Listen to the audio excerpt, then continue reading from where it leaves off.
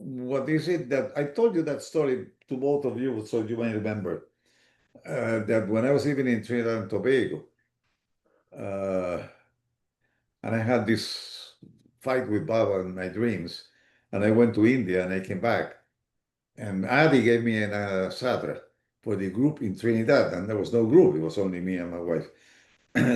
But somehow things happen. For example, just to refresh your memory, uh, Tell us about the dreams, the fight with Baba and the dream.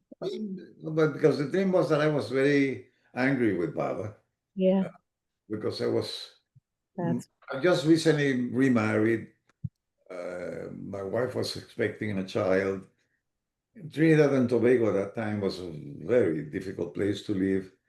And I was traveling 65% of the year on an airplane going to places. And I was very unhappy. And I talked to Baba, but he never talked back to me. I mean, I didn't feel him. So I was feeling very upset and almost turned that upside down, which is the last resort. They paint the photographs on the wall like that. Almost. I didn't do it, but I was not looking at them.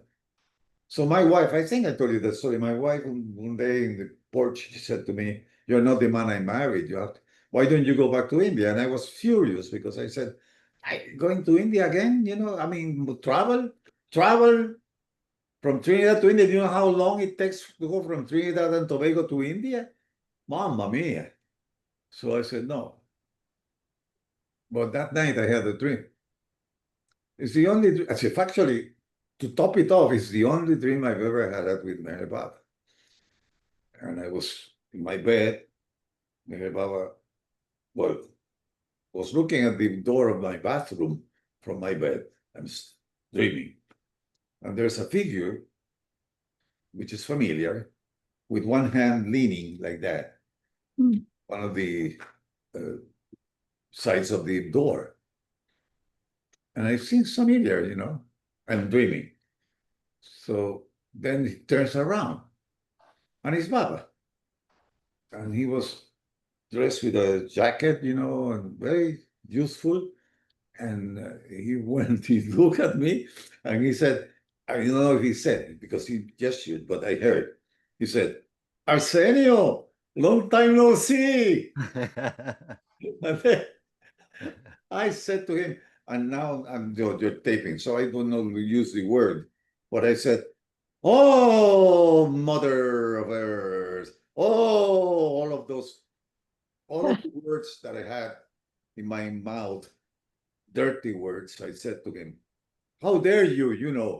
I've been calling you, I've been praying to you, and now it's a dream." And he would laugh at me. He turned pink, pink. I literally saw him turning pink.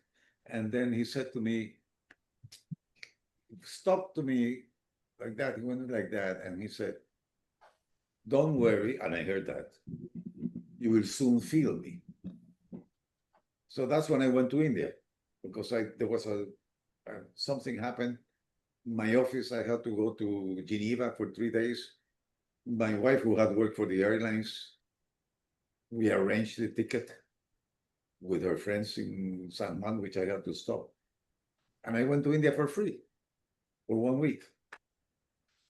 And being there, Adi, whom I went to see, to cash my checks and things like that, to do that with him and say hello. He said, "Take this sadra that belonged to my mother with you for the group in Trinidad." And I said, "There's no group in Trinidad. It's only my wife and little daughter, and there's a baby coming, but there's no group. So please don't give me anything." And he was talking to, what was his name? Jack Small. "Jack, bring him the sadra for the group in Trinidad." I said, "He's maybe deaf. He's an old man. No, no, no. I don't need it. There's no group in Trinidad. Jack, bring the sadra from Gulmay, Mother Gulmay." So I was stuck with the sadra. So I took the Sadra to Trinidad, which belonged to his mother, and his mother was very close to Baba. So I brought the Sadra to Trinidad, and I felt, "Ah, what is this?" I think I told you this story, and then I was living in this rented house, and of course now when I came back, all of the pictures of Baba were, they were like, they were blooming. So this particular one, which was my favorite, the ancient one, big thing that I had gotten from Hermes in Miami, big ancient one picture, and the light that I had, it was in the living room, but the light that was shining on it, it didn't work. So I called the landlord. My birthday dealt with him because I was always traveling. And it so happened that I didn't know the landlord, whose name was Mr. Something Khan, was one of these Indian people that lived in Trinidad. So he comes to fix, he says, I will go myself. He goes to fix the lamp, and I said, oh, that's Meher Baba. Ah, That's Meher Baba. And I said, yes, but how do you know? But I don't know anything about Meher Baba, but my chiropractor has a photograph exactly like that in his wall. So I went to the chiropractor, and that's how I found out that this guy, who was the secretary of Paul Brunton, forgot his name, who lived in New York. Oh, He was yeah. actually from Trinidad. oh, Louis Agostini. Louis Agostini was Trinidadian, and he was the secretary of Paul Brunton, was detracting Baba, but Louis Agostini became a Baba lover. And the wife of Louis Agostini, she was the one that crafted those medals that were done with Baba's face. She was the one that did that. So I said, wow. And Louis Agostini had a nephew who lived in Trinidad. And Louis Agostini had placed in every public library of Trinidad and the English Caribbean God speaks and the discourses in the public libraries. So I went to see the chiropractor, who was a man who knew Kitty Davy, and we decided to have a meeting. And between him and Louis Agostini, who was also, we knew about Baba, we convened a meeting in my house. About 25 people came there. And the whole point of this story is to repeat what happened. And now I am sitting in my porch with this black guy, African American, well, Trinidadian African American. And I said, how did you know about my Baba? I was talking, we still had not started the meeting. And he said to me, well, I am a minister, a Baptist minister. I went to the library. I hope I don't get into trouble with this. I went to the public library, and I got out this book, a very beautiful book by Meher Baba, and I took notes. And all of my sermons are based on something called the discourses. I never mention his name. I hope that is not violating any rule. That's what he said to me. So I remember that Baba once said, there are so many people that love me and they don't know it. They don't even know my name. So, I mean, I don't know what happened, but there was a big group in Trinidad all of a sudden. So I didn't know. So you see how this fellow works. Strange.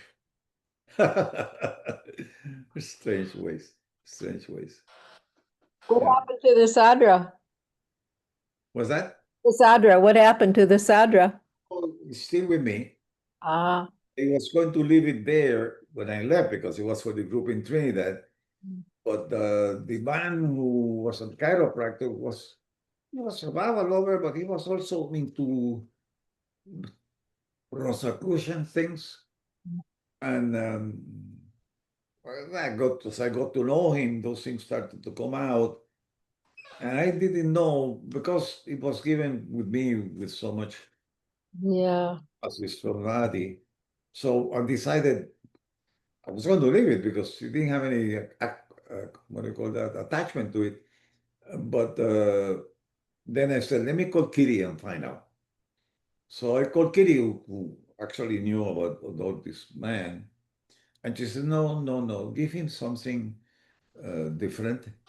But the saddle you take with you. I was going to Switzerland. So I took the saddle to Switzerland.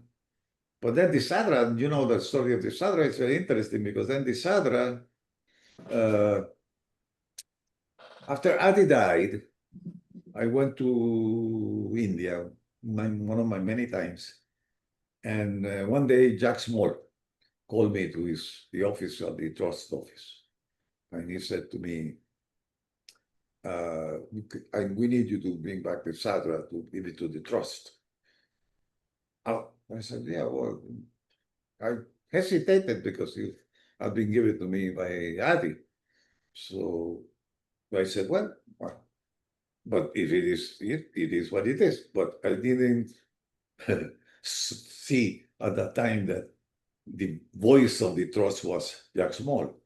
So I decided to have a meeting, being a bureaucrat as I was, with the president of the trust.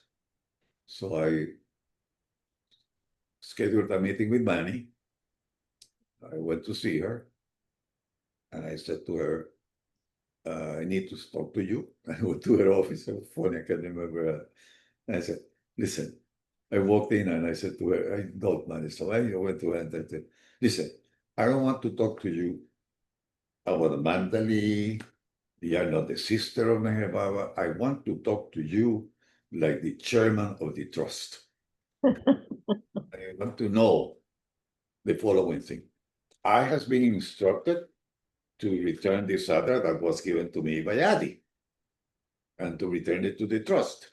So you are the voice of the trust, so let me know. And she was surprised.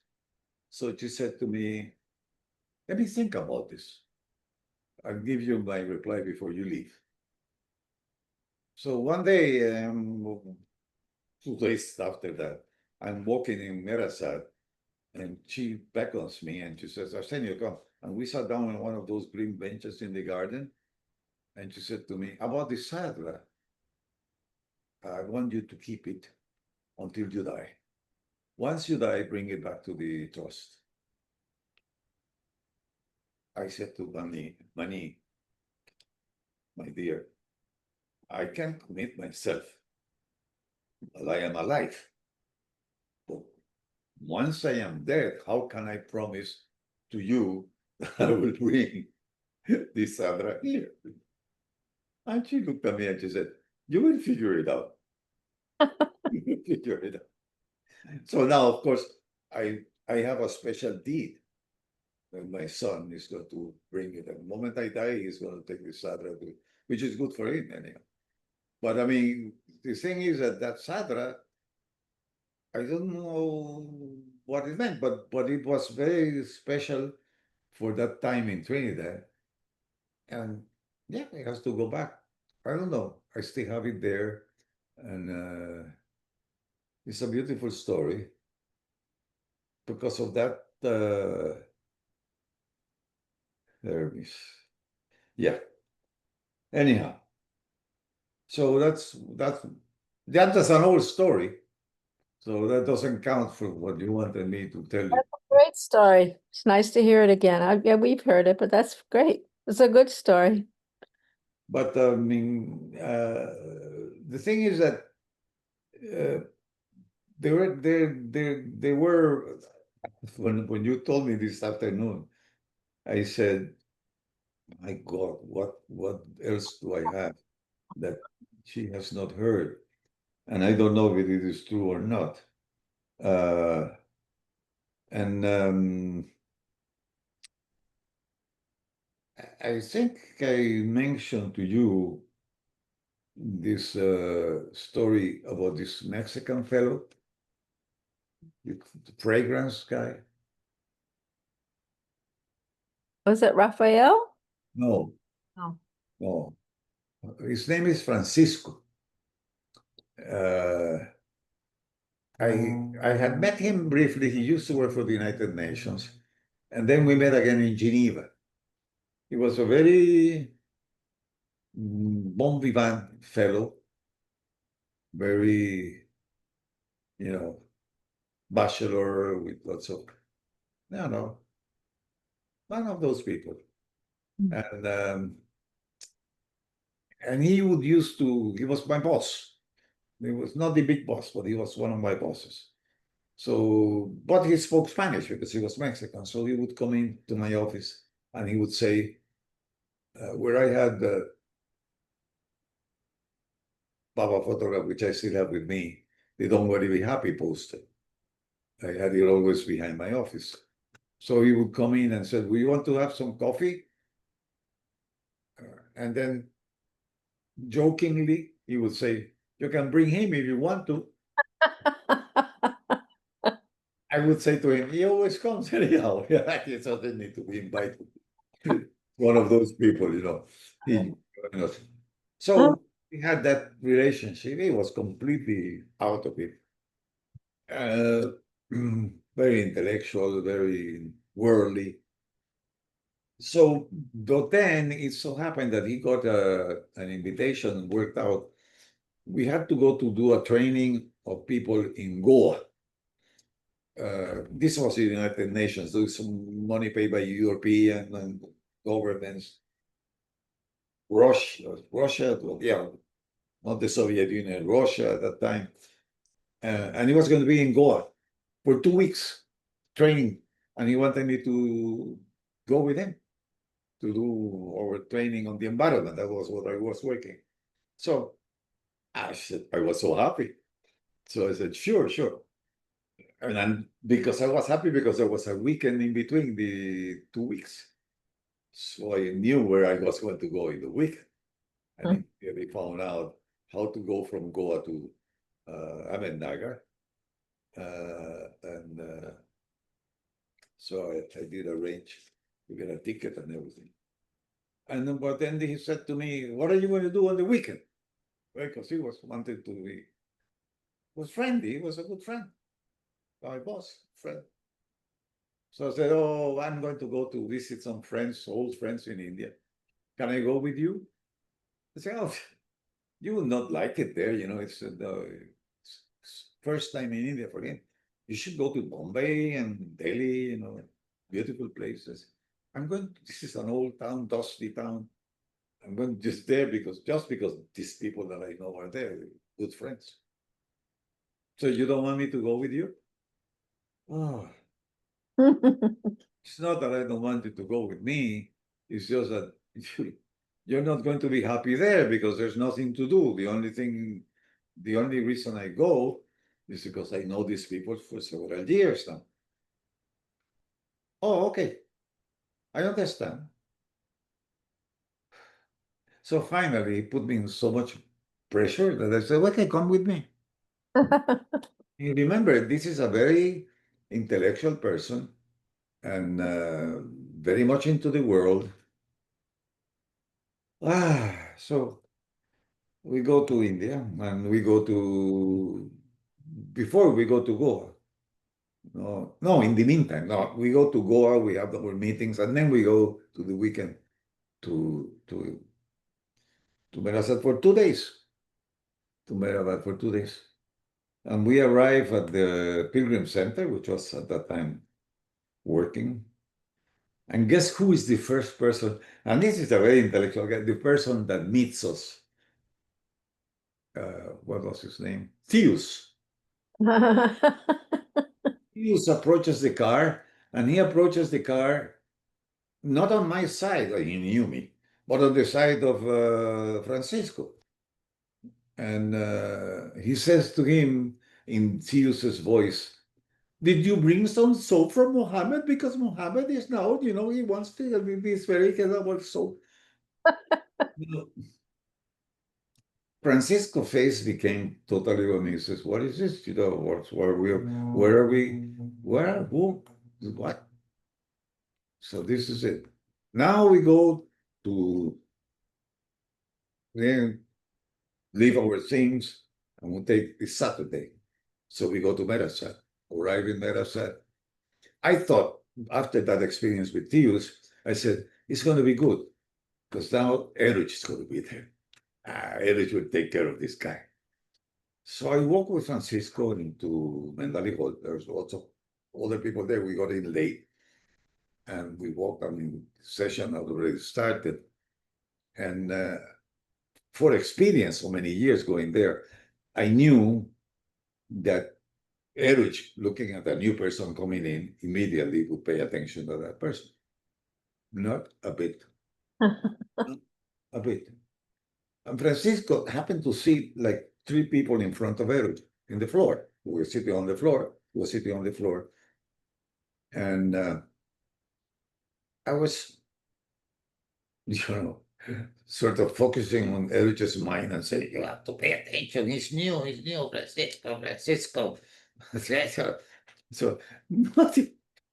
But finally, Erich notices him and he says, ah, and so something like, who are you? And oh, welcome. And why are you here? He says, I'm here because Arsenio. Now, Arsenio, we know. Arsenio has been here many times, but how about you? Why are you here? Well, what this and what why did you come? Well, I came to see. But what do you came to see? Well, I mean, Baba, Baba. I think he said, he knew the name, of course. He said, well, I want to find out about my Baba. And then Erich said, this is the first time in my life that I heard something like that. Erich said, well, he used to sit there. And he points at the chair. Not all the time. Sometimes he would sit on his potty chair right there. And he pointed to a place in the middle where Baba, which I didn't know either, I'd never heard that before. Baba would sit on his potty chair. And then Erich said, now, this is Francisco, the worldly man is listening to this. And I saw his face. And then he says, and somebody, a car would come. And Baba would gesture, go and see who's there. And I would go out. Somebody would go out, or I would go out. And we would come back in. And so Baba says, so who's there? I said, such and such person is there, and they want to do some business with you. So we told them that you were busy now and to wait. And why? And Baba would say, why? Let him to come in. Let him come in. And he would sit there doing his potty and giving instruction to these people. I heard for the first time, and I don't know if any one of you ever heard that. I've never heard that story before. Now, this man, Francisco, was totally scandalized. I knew, I saw his face. So he left the room after a while, gently. He left the Mandali Hall and he went and he sat outside. I didn't know, he told me this later. He sat with the daughter of Bill LePage. I think his name was Jenny. And this is back in time. But Jenny was a very beautiful woman, beautiful young girl. And Francisco was a bon vivant. Yeah, so he said, So he sat on the bench with her. And she says to him, oh, is this your first time here? She probably saw the face. And she said, yes. And how about you? And she said, no, Baba used to stay in my place in Australia. So, oh. And she said to him, have you been to Baba's room? It's a good place to be alone. And he said, oh, to be alone. Yes. No, I haven't been. Could you take me? Sure, let's go. They go to Baba's room. And then he gently points out to her to go in first. And she said, no, I've been there. It's for you to go. You have to go there alone. So he goes there. And at the meantime, now the crowd is getting there. It's the afternoon session. Mera is out in the porch. and we are leaving next day. I'm leaving. Yeah, so I see Mera and I say goodbye, hello and goodbye. And there's no, Francisco is nowhere to be seen. All of a sudden, out from the Baba's room comes this man. His eyes are like he has seen something like that. His hair is all like that. He had a little longish hair. He was like that. And he said, Arsenio, I have to tell you something. But I was saying goodbye to Mara. So I said, wait, you tell me when we go. We were going from there on a taxi, rickshaw, whatever, I can remember, to RT, because we were leaving in the morning. So I said, will tell me in the car. We had rented a Jeep. Yes, that's it. So now he tells me that he was there and he said to me, this is what he tells me, he never told me like that. We never had this type of intimate conversation before. He says to me, all my life, people have different senses that operate in a way. People that have good hearing, people that have good eyesight. My thing is my nose. And actually, he had a big nose. He was of Jewish ascendance. He was mother and father. Actually, his father was in his mother and his father were in the concentration camps in Germany. And that's they moved to Mexico from there. They escaped and moved to Mexico, something like that. So anyhow, he told me my nose is very sensitive to smells, bad smells, good smells. So I'm sitting there and I am getting this smell, and I think it's one of the there were flowers there. So I go and smell the flowers, but it increased, but it was not the flowers. So I go and smell the cover, and there's a fragrance, but it's not there, and the fragrance is increasing. So he starts, and that was confirmed later by Casey. He starts on his floor like a dog, smelling the floor, the whole thing, until there's a point in which he's telling me the story. He says to me, and also they tell me the story, and then he wrote the story to Eruch.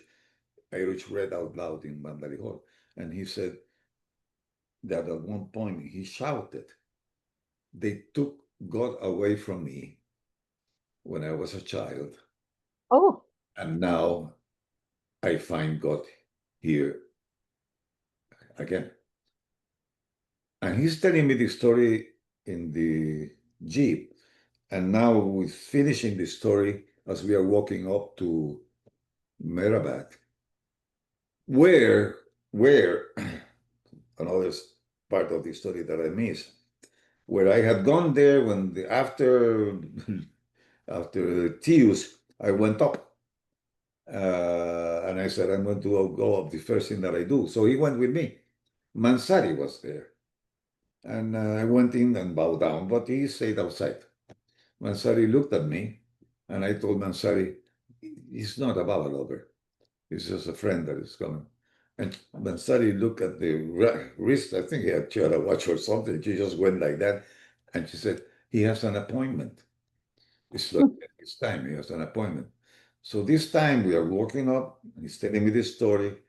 I get to sense the smell, at least a little bit. I don't have such a good sense of smell. And I said, oh, I'm smelling something. I thought it was the ladies embracing the Mandali women or something, but it was not. It was increasing. So we approached the tomb, and he went in, and he bowed down flat on the floor, flat like that. He went in. And Mansari was again sitting there on the bench. She looked at me and she said, he had an appointment. He had an appointment. Now, of course, Francisco became a Baba lover. Went to India many times. He used to play the accordion beautifully. He would play the accordion to Mera in the porch and things like that. But that's the story, how this man came to Baba through the fragrance. Whatever it is, I don't know. But I mean, but listen to me. Look at the thing, the fragrance. But the first thing that Erich mentions to him is Baba doing his potty. So look at that. It's like you say that, like what Ronnie was saying before. it's not just that we all get this incredible, so personal, so intimate, so peculiar moments in establishing that inner connection with Baba, but that there's no hesitancy. Anything goes. Mm. We are the ones who have virtue and vice, this and that, good and bad. Baba doesn't exist for Baba. It's all so transparent.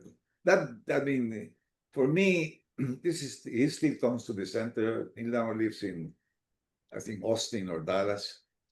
Very big thing. He was a professor at Harvard, very knowledgeable guy. But I mean, the way he came to Baba and the way that he went that to him, that's incredible. I mean, for me, that was an incredible thing. That was he started joking, asked him to come to coffee with us. Never, you should never do that. Remember you telling this story, and I remember you said that somebody looked in the window of Baba's room and saw him crawling around on the floors. Does that? Yes, Yeah. yes. That Casey, Casey. Yeah. Casey went in, and she was going through the inner door, and she saw this man walking on his fours. She said, "These things happen here, you better let him alone." But I mean, that is it's an amazing thing. So, what else can I tell you? One Arsenio, can I tell you what what you just said reminded me of an experience I had in '79 in Mandali Hall in Merazad. Erich had requested a woman from Pakistan to deliver a speech that she had given to some people in Pakistan in a gymnasium, like a high school gymnasium. And she pulls out some papers and starts reading off the papers. Now I'm thinking, like, I don't know, I was not, really excited about this, thinking that this is something going to be special. And then she comes to a story, an anecdote about Baba in the new life, where he goes to some people who had become poor, that at one time had been rich, and then they became impoverished, and he gives them some money and his love, and it's a story that I had heard, and so many people have read it in various accounts and books, but when she read it off that piece of paper, a story that I already knew, it really touched my heart so much. My emotional response to it was like the most intense emotion that I had that entire time in India. And I was thinking to myself, what is going on here?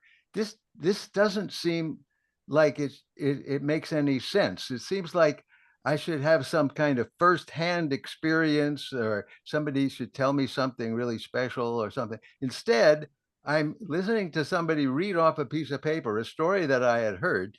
No doubt it's a touching story, but the fact that it would touch me so profoundly and deeply, I basically said to Baba, what's going on here?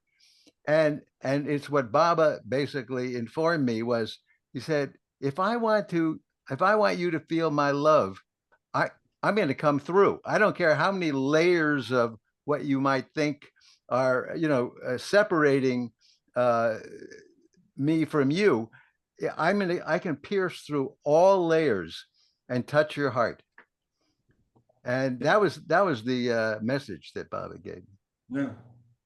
So I agree. But the thing is that when you come to put it on a personal level, and that is, of course, that's the only thing that is not shareable. We can share the context, but inside, we all know who we are. We don't even really know who we are. If we really know who we are, we will not be here. But we don't know who we are. but we don't even know who we are in terms of the role that we are playing with our egos. There's so much dimensions, so many things going on that we don't know. So to see this seed, this connection, this thing evolving, at times in which you think that you are really absolutely not worthy of something like that, to share something like that, because it was not, I mean, and worthiness is not a good word. It's just that it's not something that you're expecting. Mhm. It's just, you know, it has nothing to do with virtue advice. It has to do with and you're not looking for that. You're not really a seeker. It happens, but I mean, and these are the stories that amaze me because what I used to do is to collect these stories when I used to go to India so frequently. As I said, I would sit in the Pilgrim Center and the Babilus and the all here because in Mandali Hall, that was what happened in Mandali Hall. Eruch was provoking that. He was asking people, how did you come to Baba? And you would hear these things. And it was amazing. From people seeing a poster in a bus, people, a book falling on their heads, in every circumstance. Look, most of the people in this huge Mexican group that is there now, they come to Meher Baba to this one of the most decadent nightclubs that exists in the world, which is the Baby O in Acapulco, to this man Rafael Villafañe, which is an amazing thing. And they every you don't know, it's just an amazing place. It's decadent. They have this what do you call it? The pajama party on the what do you call that? New Year's Eve. Oh, People go in their baby dolls, women go in their baby dolls, and they dance all of this exotic music. But when you go into I've been there. When you go into the Baby O, there's a huge photograph of Baba as you come the corner. Like after you pass the people who are watching, that nobody comes in with other intentions.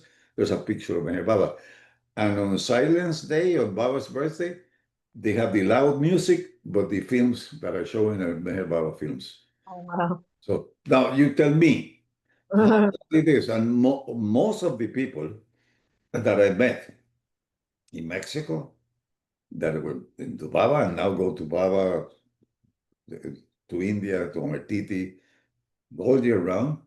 These are people that found out about Baba in the Baby O. And you say, hey. So you think that it's all our minds are weird in that sense. Baba is everywhere. Everywhere. It's so beautiful. I like that. I Mm. I don't understand it, but I understand. You know, I was a very poor Catholic because of that. I was afraid of hell. I was going to go to hell, I knew. I might still go to hell, but at least I know that there is going to be a charming place because even there, Baba is going to be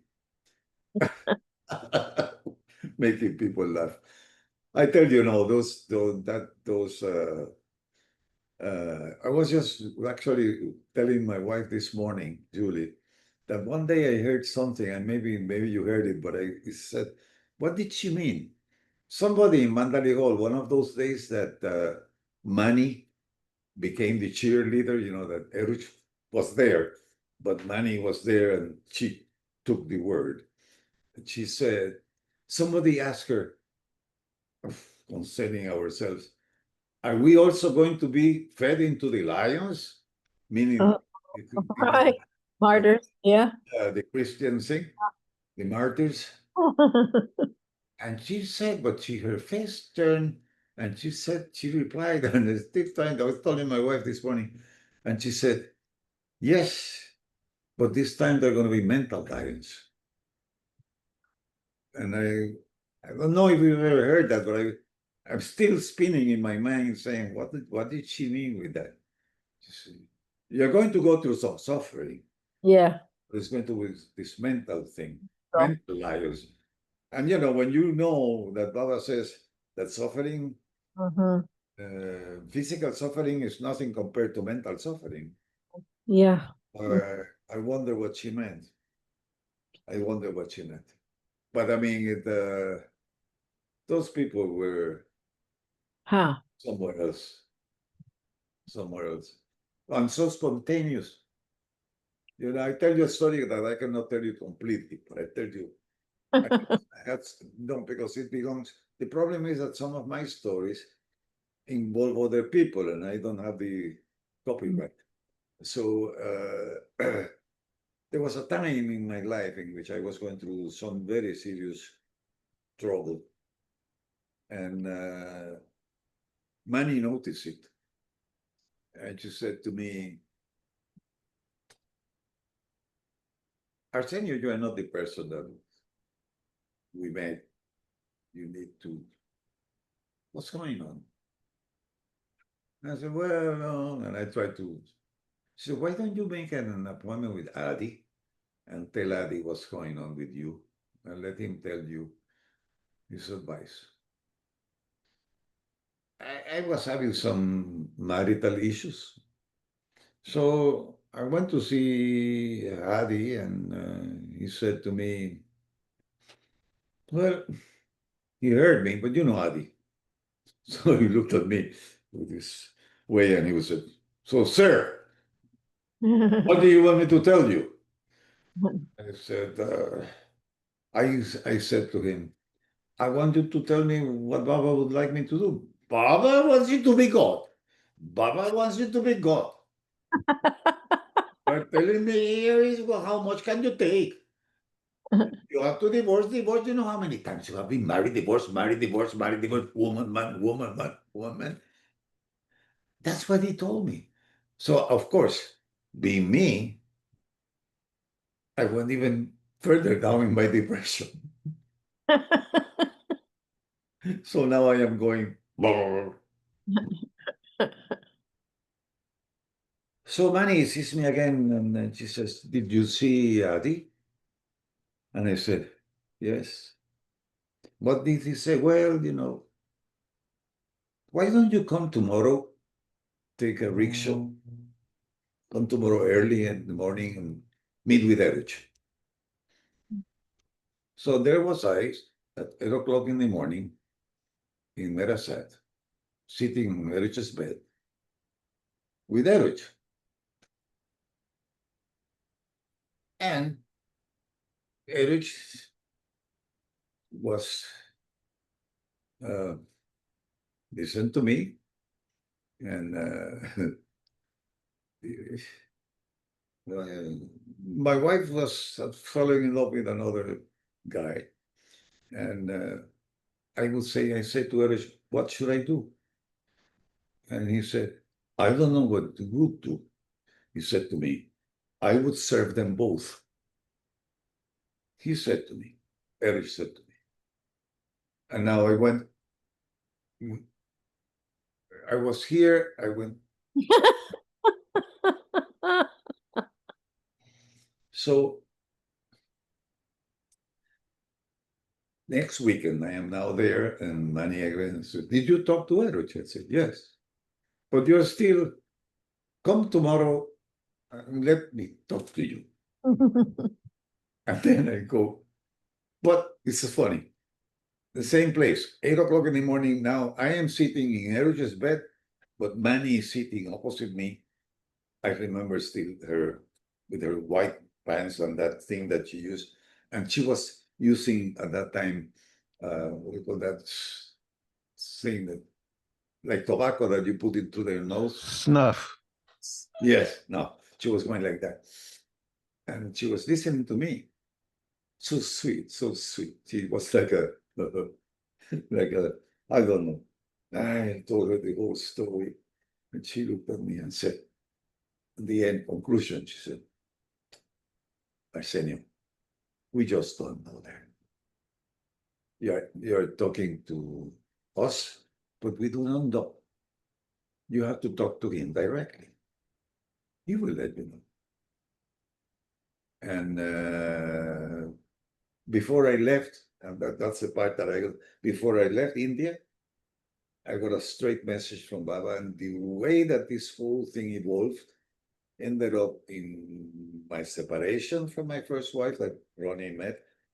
But we were the best friends till she died and the whole thing was an incredible. She was the best friend of my present wife. Everything became like I cannot explain to you the beauty uh, of that thing.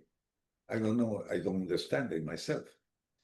How that intervention was incredible, but how also the Adi, Eruch, and Mani, the three of them, they did what they would do because that's who they were. But when Mani said, we don't know. But I'm telling you something. When I went to Puerto Rico back from India on that trip, I did exactly without knowing what Adi told me, what Erich told me. And I think because when Erich told me, serve them both, and I said that to my wife, and she said, yeah, but I don't want to do that. So I was free. And then Adi came in, and then Manny came in, and then Baba came in, who had told me, this is going to be nice. This is what you have to do. This is part of your thing, of your karma. And I honestly still today do not understand, but know that the amount of love that must have been there because it was such a difficult time for me and for all of us. And it was incredible. I mean, if I ever had any, this is not this the only story that I heard, and that was not me. I heard a story from somebody else. Was that famous story about the woman that young woman that got pregnant from a married Baba lover from Bombay? You know that story. That's it. So I felt that kind of it's a compassion that is beyond human thing. It's like it is something that you are in awe when you see that. What what what love is really. So that amazed me. From Baba, you mean? From Baba and Mani. From Baba, yeah, from Baba, but understanding because you see, I could not. There's a personification of Baba that we have to do. There's no other way. I mean, my feeling is my own thinking. But what makes Baba immense is the non-personification person of Baba. He is in all of us. He is in everything. And we use that, what is it that I think Erich used to say, it's something that you project out because we are weak. You know that story that I told you about that woman from Trinidad that asked Baba, why do you have so many photographs? And Erich said, because we are so weak. We should see him everywhere. First of all in us, but in everything that is around us, there's nothing else. There's nothing else. But we have to have a photo because we don't know. So we need these props in order to remind ourselves of this being that is the only being that is. And for us, it's just a mental construction. But when it dawns in a moment of love like that, in a moment of compassion like that, which happens to all of us in different ways, we know. And that's what makes us be. That's what makes us call ourselves whatever that is, a Baba lover, whatever that is. Recognize that we are whatever this. I don't know. It's words. Words are ridiculous to express things like that.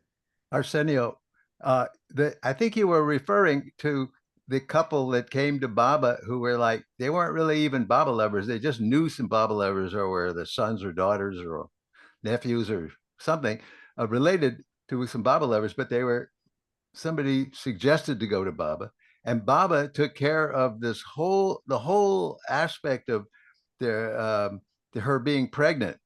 Yeah. You know, he took care of the whole thing, every detail, and I know that. I mean, I've heard that Erich claims that by witnessing that entire episode, that It's it not was convinced. that made him feel that Baba was not. He knew Baba was not an ordinary person. He knew that, but now he knows that Baba is not an extraordinary person. Yes. He must be God in order Yeah. to do that. That was Yeah. the thing that actually Huh. the straw that broke the camel's back. Yes, yes, that was incredible. That's Yeah. yes, that's true. No, that story is an amazing story. I mean, it's that's a big way. I remember. Yes, I think that the thing is that because it is something that is beyond the intellectual mindfulness things that we have, the expectations, the definition of what is good and what is bad. It's a compassion that is so transparent and so involving that you know that only a being that is part of you can do that. There's nothing else, there's like a so perfect. And so natural also. That's another thing. That other story that that Baruch mentions that struck him as incredible was, that story about the lady in Guru Prasad that was sitting in the back rows. And she was thinking, wow, I came from so far, and everything. Papa, that I am here, and so many people here. And then there was a time that apparently for some reason of transportation, some people from Bombay, women, because the women on one side, the men were on the side, they had to leave earlier. So there were two rows in the front that were open. So she moved there. And now Baba comes in with Erich. This is a story that Erich tells. It's also written somewhere. And and Erich comes and Baba is just gesticulating and he's going like that, like and looking at it, and Erich, something is wrong. What's happening? And Erich takes the microphone. Such and such, the person's name. Where is such? Has anybody seen such and such? Huh. And she says, I'm here, I'm here. Baba says to her through Erich, oh, I was concerned. I always look at you. The first thing that I do when I come here is to look at you there. In the back. In the back. And you were confused. And, so Erich was saying, what a way of telling her. It's so natural. It was not like, it was like, this is the thing, the naturalness. See, because we are all into the woo-woo thing. Woo, woo, woo, woo. But, but that's what Erich said was the naturalness of this love. And this is what I felt in that story that I just told you about myself. How naturally he saw this conflict that I had and brought into a beautiful relationship many people. Because it was not just my ex-wife, my next wife, my ex-husband, the whole thing became like nothing happened. How? That's amazing. Yeah. It's a beautiful thing. Wow. Wow. Hmm. There's nothing else but Baba. I mean, I don't know. The only question that I have, which I never had in daring, I once did try, but I couldn't do it. And I tell you what happened. I had this question in my mind. And there was a time that there was a lot of intellectual questions there. And I'm an intellectual person, but I mean, shy. So I didn't want to confront Eruch with anything like that. So I never asked him things in public. I was in awe most of the time. But somebody was asking things and they were talking about these things about carbamber and the how they love this and I love him also with the world parks atmosphere, you know, and but I mean that was interesting. But there was one question I had. Okay. I said, okay. Now, once I get my God realization, mine, God realization, Arsenio God's realization, I'm going to be everything. I'm going to know everything. Baba says that. But when that thing, which is also seems to happen all the time, of the whim of becoming a dream character in order to have the of becoming, am I going to be back into the stage again? I mean, am I going to be feeling that again? I mean, I was going to ask that. So I don't know how I was going to formulate the question. I didn't know. So I was waiting for a moment, and Eruch was drinking his limbo pani alone. Everybody had gone out, and I went into him and approached him like a burglar at night, and I approached him like that. And then he looked at me with that innocent face, and he said, "Ah," and he said to me, "I want to go to the ocean." That's what he said. And I said, and then he said, "Would you come with me?" And but you know, the face was like basically he was telling me, please don't ask me any questions. I felt that. So we started talking about the family, started talking about my children, we were, and I never got to ask him that question. but he warned me, he said, I don't want to talk about that. I don't talk about that. I don't think he was into that either. But the thing is that I don't know. I know life is beautiful, even with all of the problems that we have. Life is beautiful. In our problem, forget about the others people problem. I'm talking about my problems, my internal problems, my Arsenio problems. But even with all of those things, it's beautiful. Life is a beautiful thing. I mean, I would think that whoever invented it is divine, and I think that what can you say? I hope that I cannot even say I hope that one day because we know it now. We are so fortunate. Aren't we? Aren't we? So Mm. thank you for allowing me this moment of being a speaker. I've never been a speaker in a long, long time. except except when we got together in the we call it the what was that name of that place that you lived running in Miami? We call it the commune. Oh, Their commune was Rich D'Amato, Bobby, uh, Ronnie used to be there. I have a photograph there of me when I had hair. I had hair, long hair, you know. We all young, and we were talking about it's amazing, you know. This is a beautiful life, really. It's a beautiful life. I'm so happy. I'm happy to see this guy.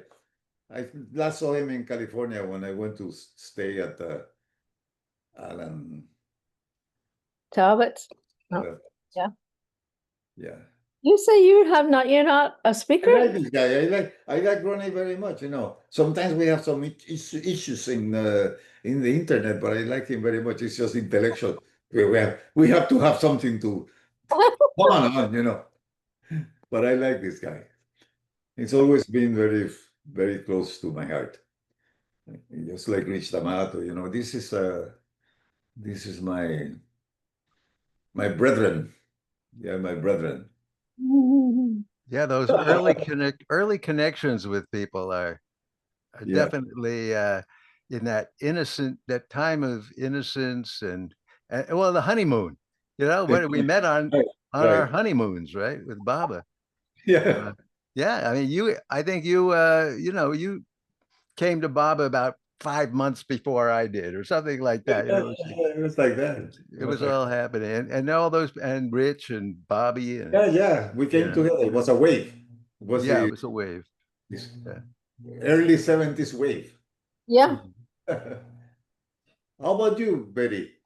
early 70s. You were going to have to tell the story. It's not this business of being you know, TV producer is not something. Betty did tell her story on, you know, during our story meetings. Yeah, you told a pretty good version of that, right? Well, Yeah. Yeah, I thought that was good. send me the link. I want to know more about Betty. Send them the link. Okay, I'll do it. Half the program was you're telling that story, I think. Yeah, that'd be good. Yeah, yeah. That's, yeah, kind of whitewashed. I lived a pretty wild life on a commune.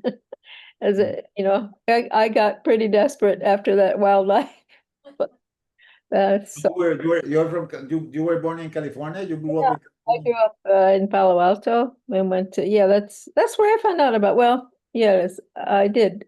A bunch of us worked at a publishing company uh in the mountains of near Stanford University, and there was a bunch. There was Heather and Eric, there was a crowd of these smart young Stanford students. I wasn't one of them, but uh, Baba lovers, young Baba lovers, and there was one girl who became a Sufi.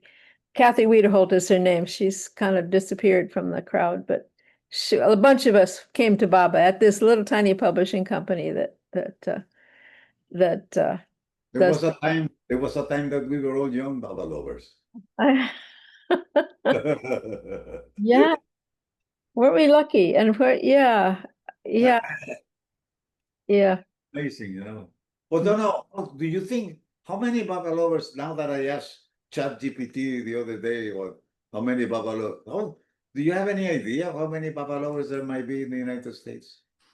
You know, I wanted to respond to that early on when you were talking about that. I Uh, wanted to respond, and because some Baba did say that he comes for all. So as far everybody's getting Baba's love. I mean, right, in that direction, right?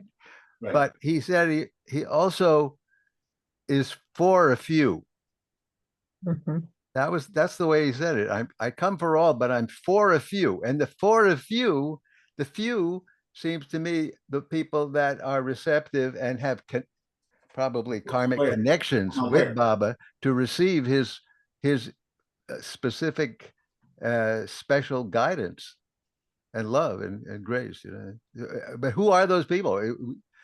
You know, I mean, maybe I some just want people to don't know, even know who they are. They are that. Ronnie, I just want to know, I always look at that diagram that Rano Gailey did in God Speaks. Yeah. And you know, it's a very long line, you know. And I said, well, I always said, at least I'm well beyond the cockroaches. Yes. But I mean, in the human line, where are you? That's the thing, you know, because the problem is that, you know, the cockroaches, you don't even know about that. And one last thing to tell you is that I had a beautiful cat that my son, before he moved to Japan some years ago, I inherited this cat, grand cat, I call him, very beautiful cat. I used to hang out with him a lot, and he would look at me. You know, cats have these eyes that when they look at you in the eyes, they're really interesting, intense. So one night I am in one of those spiritual moods, and I am sitting in my living room at night, and we are sleepless. And the cat, of course, they don't sleep much at night. So he jumps into the sofa and started looking at him. And I become philosophical and spiritual, and I say to him, Gallo, his name was Gallo. And I said, Gallo, one day I'm going to be a perfect master, and you're going to be my disciple. And I swear to you that the eyes of that cat, he looked at me and he said, oh boy, do you have it wrong? Do